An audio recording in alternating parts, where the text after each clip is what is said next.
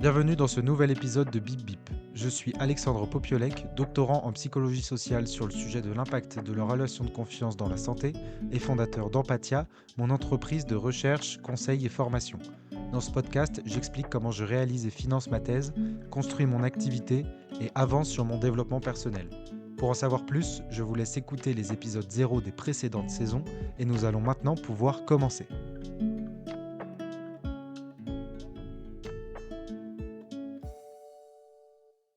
Enregistrement dans des conditions spéciales cette semaine. Mes excuses s'il y a des difficultés de qualité audio. J'ai pas pu avoir mon micro, donc on va voir ce que ça donne. Il risque d'y avoir plutôt des bruits autour parce que je sais que ce micro est un petit peu plus sensible. Donc si je tape ma table, etc., il devrait y avoir des bruits. J'espère que ce sera quand même audible et intéressant. Dans tous les cas, la condition qui me mène à devoir avoir un micro moins bon est la même condition qui me mène à avoir un podcast plus court, c'est-à-dire que je ne suis pas chez moi. Je suis actuellement chez un ami qui s'appelle Enguerrand et je le dédicace à Montpellier. J'avoue que je fais la dédicace pour lui et pour moi, pour avoir cette petite capsule personnelle en réécoutant cet épisode et me rappeler dans quelles conditions elle a été faite. Mais ça n'a rien à voir avec ce que j'allais vous dire aujourd'hui, quoique, en tout cas le lieu et la personne n'est pas intéressante pour le sujet, même si elle est pour moi. Le but, c'est d'essayer de vous expliquer ce qui s'est passé cette semaine par rapport à ce déplacement. Donc, au-delà de ma vie personnelle qui en intéressera peu, essayer de vous transmettre ce que je vis quand je me déplace et comment ça peut être utilisé comme une opportunité de bien travailler, ou en tout cas d'être motivé ou de se motiver par un espèce de processus dans lequel on se bloque. Ça me fait penser à un ami avec qui j'ai fait ma licence de psycho, qui voulait qu'on définisse ensemble une théorie quand on sera chercheur. Malheureusement, lui, il n'est pas chercheur, donc peut-être que je le ferai en son nom et je l'appellerai. On voulait l'appeler la théorie du blocage. Et en fait, c'est un petit peu la capacité à se connaître et à se connaître tellement qu'on se met dans des situations dans lesquelles on sait qu'on agira d'une telle manière pour se pousser à faire l'action souhaitée. Et en fait, ce que lui faisait, donc c'était Benjamin, salut à toi si tu m'écoutes, j'y crois peu, mais sait-on jamais. Euh, il prenait souvent des voyages à faire pendant le week-end et il savait que pendant ses heures de train, il allait être dans de bonnes conditions pour travailler ou pour réviser. Et du coup, lui, pendant ses partiels, il révisait en voyageant et en allant voir des villes en France. Et je trouvais ça assez intéressant parce que en se connaissant, il savait qu'il aurait moins envie de faire, je sais pas, de jouer ou de faire autre chose que de travailler dans un train. Et donc, il préférait se bloquer dans une situation pour travailler davantage. Et c'est un petit peu sur ça que je voulais discuter aujourd'hui parce que du coup, je suis en déplacement, non pas pro mais perso. Et j'en ai profité pour m'organiser, pour me dégager du temps uniquement sur un sujet qui est un article scientifique, donc ma scoping review, je vous en ai déjà parlé un peu plus précisément. Et donc mon objectif, c'était de me donner du temps et me dire, je change d'endroit, je change d'environnement, je vais en profiter pour pouvoir travailler sur un sujet. Et je trouve que c'est quelque chose d'intéressant si c'est possible. Donc je sais que je transmets des choses qui sont pas forcément possibles pour n'importe quel étudiant ou même n'importe quel, on va dire, entrepreneur, parce qu'il y a des activités qui permettent pas d'être mobile. Mais si vous avez l'opportunité de le faire, je trouve que c'est bien de le voir comme une opportunité et pas un frein. Même si j'ai en ce moment assez envie d'une routine, bah, ça fait du bien de se dire, ok, là je vais partir X jours, pour le coup là c'est 10 jours, et pendant ces 10 jours, le seul sujet va être d'avancer sur ma scoping review. Euh, c'est quelque chose qui est intéressant parce que ça nous met dans un univers mental où on s'est un petit peu promis quelque chose, ça permet de mettre des deadlines entre des projets, de pousser des deadlines en se disant, bah déjà, avant de partir, j'ai des choses à faire, je vais essayer de les finir pour me libérer, donc ça nous presse avant de partir. Et pendant qu'on part ou qu'il y a un déplacement, on se dit, bon, ce serait vraiment bien de finir ou d'arriver à telle étape, à tel chapitre, à tel sujet, le temps de mon temps de voyage.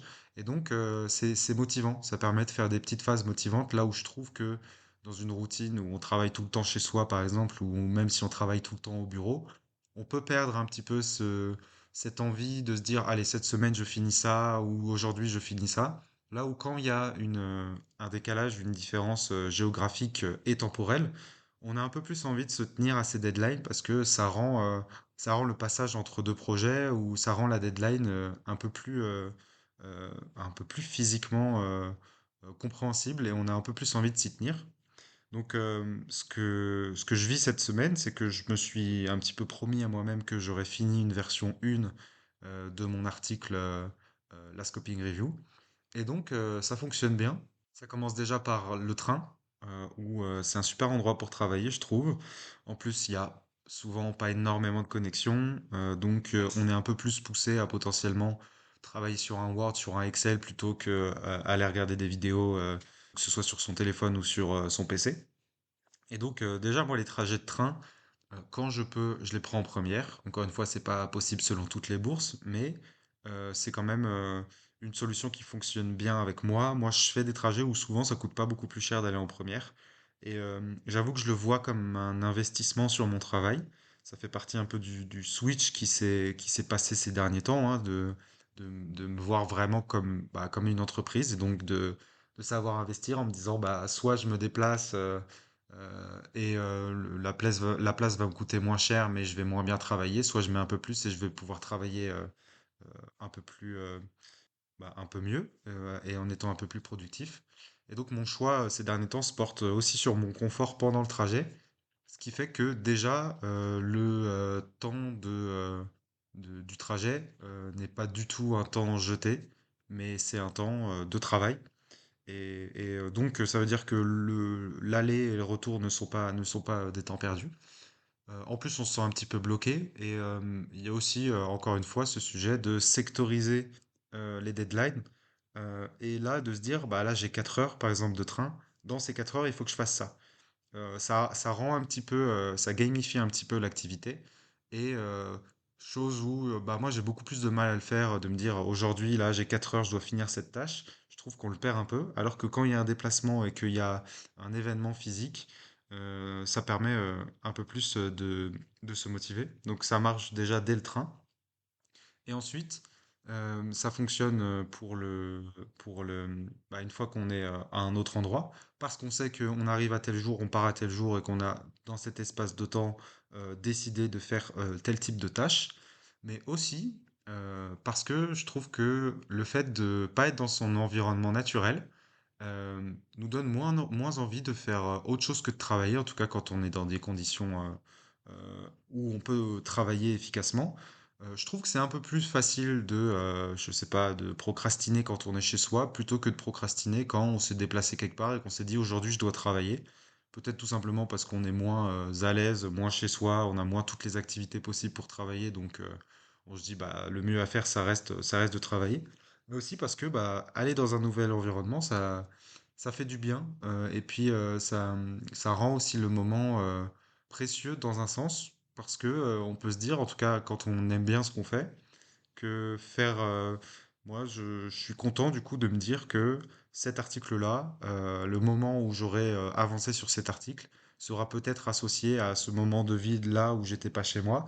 Et ça rend le souvenir de ce travail un peu plus sympa aussi. Je pense qu'il y a un phénomène aussi de- d'addition entre les souvenirs et les moments positifs vécus au travail qu'on fait. Et donc, je pense que ça peut permettre de mieux voir un projet. En tout cas, c'est ce qui se passe. Je vois mon article de manière plus légère avec une plus grande distance. Je pense qu'il y a même un sens assez théorique hein, sur ces histoires de distance. Je sais pas si je l'ai déjà transmis dans le podcast, mais malheureusement, je vais commencer à me répéter parce que j'ai oublié tout ce que je vous ai dit. Mais ça me fait quand même penser au sujet des distances psychologiques de la Construal Level Theory de Tropy Lieberman. Voilà, pour les geeks de littérature, c'est pour vous. C'est une théorie que j'adore qui explique que nous avons connaissance de distance psychologique vis-à-vis d'objets sociaux et que on peut percevoir une distance soit temporelle, physique ou hypothétique. Je crois qu'il y en a une quatrième que j'oublie tout le temps. Et en disant cette phrase, il me semble que je vous ai déjà dit ça. Bon, c'est pas grave. Mais du coup, cette histoire de distance psychologique, je pense qu'on pourrait la calquer aux effets que ça fait de travailler en dehors de son endroit naturel pour faire un pas de recul. Parce que je pense que en fait, c'est pas ce que je pense. Le principe de cette théorie des distances psychologiques est que les distances psychologiques, euh, une distance psychologique sur un plan entraîne une distance psychologique sur un autre plan. Donc si je suis loin géographiquement, je peux me sentir loin temporellement, ou je peux juger quelqu'un sur des traits qui sont plus abstraits, plus généraux. Et en fait, le vrai continuum sur lequel tous les plans peuvent s'inscrire, c'est le continuum concret, abstrait. Et je pense que dans l'écriture, on a une phase où on a besoin de relire, de faire un pas de côté, et bah, se mettre en distance physique et donc psychologique euh, de son projet de thèse, enfin en distance physique de son lieu de travail normal, on peut se mettre en distance psychologique de son sujet de thèse ou de l'article qu'on fait. Et donc je pense qu'il y a vraiment une logique même un peu plus précise sur le sujet de la distance psychologique qui mène à voir son projet de manière plus sereine, plus détachée, parce que le fait d'être plus abstrait, on est on est moins stressé et moins précis sur des émotions. On a des émotions qui sont plus générales et on peut voir le projet de manière plus générale. Et je pense que c'est une explication qui fait que de temps en temps, si vous vous sentez bloqué dans votre motivation ou sur voir là où vous en êtes sur un gros projet de manière plus générale et essayer de retrouver un angle sur un article ou sur un projet, eh ben, je pense que ça peut être intéressant de prendre de la distance géographique. Ça peut être prendre de la distance temporelle, donc faire une pause, hein, on appelle ça des vacances. Mais si on peut pas trop se permettre de prendre des vacances en termes de gestion de projet, bah, se dire, allez, je sais pas, même, j'ai pas envie que mes conseils soient décontextualisés et impossibles à faire si on n'a pas d'argent. On peut imaginer aller chez un ami, une tante, des grands-parents et se dire, bon, bah là, j'y vais une semaine et je fais une petite retraite méditative dans laquelle je vais avancer sur tel sujet. Je trouve que ça fonctionne bien et ça peut être un bon artifice aussi de remise en question d'un projet et aussi ouais, de baisser le niveau de stress. Au-delà de l'explication de la théorie des niveaux de construit et donc de cette distance psychologique, je voulais vous transmettre une implication qui est différente et aussi une explication qui est que une bonne manière de déconstruire de mauvaises habitudes, mais donc d'en construire de nouvelles bonnes, c'est de profiter de l'opportunité d'un changement de vie pour y adosser de la nouveauté. Donc, on peut admettre que si on travaille chez soi pendant longtemps, on finisse par prendre des mauvaises habitudes qui sont très difficiles à enlever. Par exemple, regarder son téléphone avant de dormir, ou lézarder sur son canapé au lieu de travailler, euh, avoir trop envie de regarder une série au lieu d'avancer, de réviser, etc. C'est très difficile à enlever les bonnes habitudes parce qu'elles communiquent toutes entre elles et je pense qu'il y a du conditionnement et qu'il y a des stimuli et qu'à force d'être assis à côté de sa console, et ben on va avoir envie de l'allumer, etc. Là où si on change de cadre, et même imaginons si on change dans un cadre où il y a quand même une console, où il y a quand même Netflix, et ben le fait de ne pas être exactement au même endroit, ça permet de pouvoir repartir sur de bonnes bases. Et du coup, c'est vrai que ça me fait penser que même pour des habitudes qui sont trop ancrées, ça peut être un bon moment de se dire, j'ai l'opportunité dans ma vie, je sais pas pourquoi, de passer une semaine à un endroit, une semaine à un endroit, je vais en profiter pour arrêter de faire ça. Parce que, par exemple, je trouve que c'est plus simple de se dire que je vais arrêter je sais pas, regarder mon téléphone, soit en m'endormant, soit en me réveillant, quand je suis pas chez moi, plutôt que quand je suis chez moi. Parce que je trouve que les habitudes sont trop ancrées dans notre environnement naturel et que donc ça peut être un passage intéressant de profiter d'un autre endroit géographique pour reconstruire et réinventer un petit peu sa manière d'être et de faire. Le meilleur exemple d'application, donc ça peut être pour des habitudes, mais moi c'est concrètement comme ça que j'ai arrêté de fumer. Donc j'ai pas fumé énormément, mais j'ai fumé quelques années globalement pendant mes premières années de fac. les 3 premières années de fac, et j'avais commencé un petit peu avant, au lycée, donc on va dire que j'ai fumé 4 ans. Je sais, pour les gros fumeurs, je sais que c'était pas grand-chose, mais j'étais quand même dans une forme d'addiction où il fallait que je fume tous les jours, pas énormément, je pense jusqu'à 6 cigarettes. Je développe juste pour que vous vous rendiez compte, surtout pour que les fumeurs, vous me placiez selon votre niveau d'addiction sur est-ce que je suis pas du tout un fumeur ou ce que je suis un peu. Mais bref, je me sentais quand même dépendant de la cigarette pendant des années. Et, j'ai profité de l'opportunité de changer de ville pour faire mon master, pour me dire, en fait, dans cette nouvelle ville, je fumerai pas. Et donc, ça a été très difficile, mais je pense que ça a été beaucoup plus simple que de passer du jour au lendemain d'une vie de fumeur à une vie de non-fumeur, parce que il y a énormément de choses contextuelles qui changent et qui font que l'habitude est facile à enlever, mais en fait, une habitude qui est enlevée, c'en est une autre qui la remplace.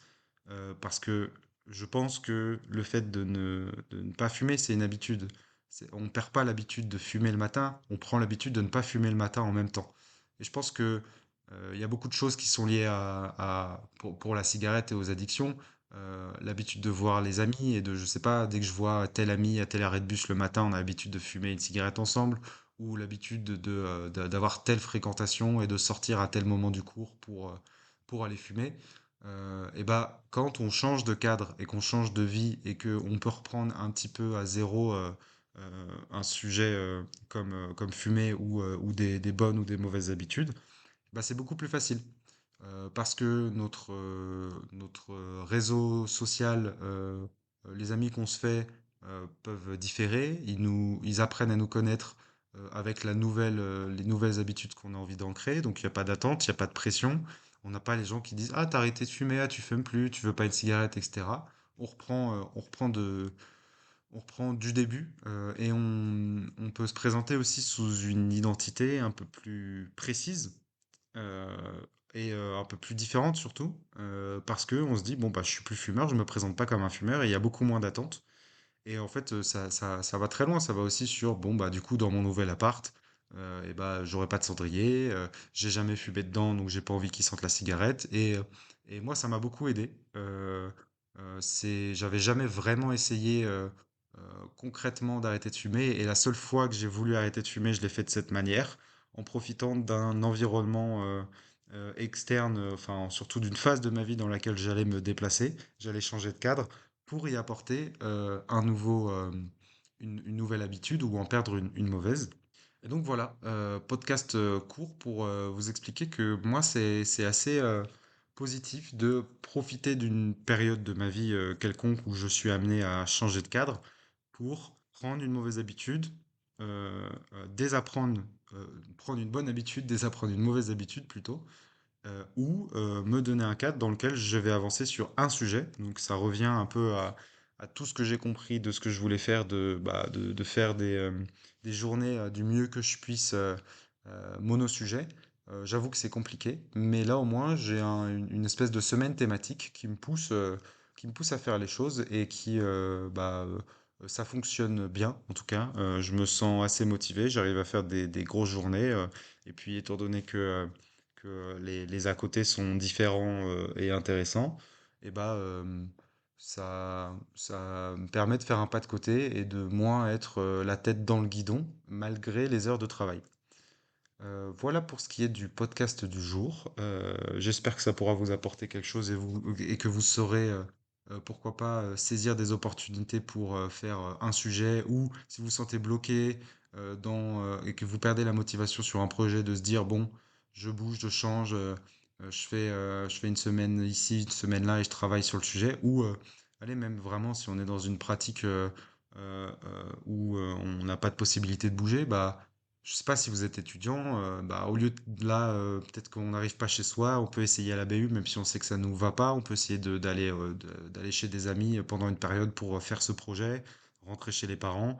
Et puis pour les entrepreneurs qui ont un peu de sous, je pense que vous le savez, mais se déplacer et puis avoir un sujet par endroit, ça peut être intéressant. Voilà, j'espère que vous avez passé une bonne semaine. Je vous souhaite une très bonne semaine et à lundi prochain pour un nouvel épisode de Bip Bip.